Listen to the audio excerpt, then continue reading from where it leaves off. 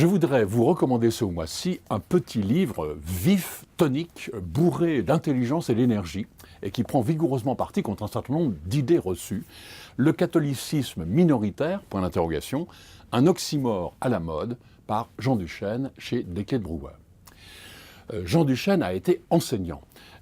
Il a présidé l'Association nationale des professeurs de classe préparatoire. Il a travaillé beaucoup avec le cardinal Lustiger, dont il est l'exécuteur littéraire, ainsi que de Louis Bouilhet. Il est actuellement, entre autres, secrétaire général de l'Académie catholique de France. Un oxymore, nous le savons, c'est une contradiction dans les termes qui normalement est expressive. Un silence assourdissant, cette obscure clarté qui tombe des étoiles. Donc, catholicisme, qui veut dire universel, catholicisme minoritaire, c'est une contradiction dans les termes, mais que tout le monde accepte, et Jean Duchesne dit à tort. Les croyants se consolent un peu trop vite d'être une minorité.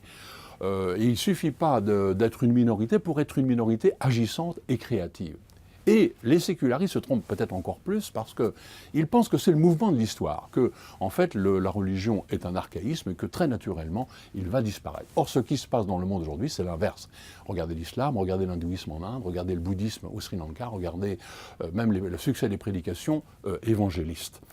En fait, le sécularisme n'existe qu'en terre chrétienne. C'est une hérésie chrétienne. En fait, une hérésie, c'est toujours de prendre une partie de ce que la foi croit et de l'hypertrophier en oubliant le reste.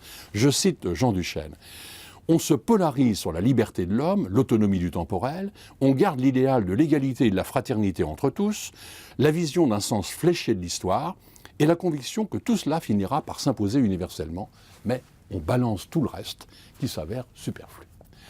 Bon, impossible de suivre Jean Duchesne dans toutes les analyses sur les présupposés du mariage pour tous, sur la technique, sur le fait que beaucoup de problèmes éthiques viennent du fait qu'on ne veut pas recevoir un donné avec lequel la liberté doit composer. C'est même une caractéristique de ce livre. Il est très court, les chapitres sont très courts, et on aurait souvent envie que l'auteur développe un peu, argumente, éclaire son lecteur. Ça pourrait être une critique, en fait c'est une qualité, parce que vous verrez, à chaque page, ce livre va vous donner à réfléchir, à réagir, bref à penser, et va vous donner envie d'agir.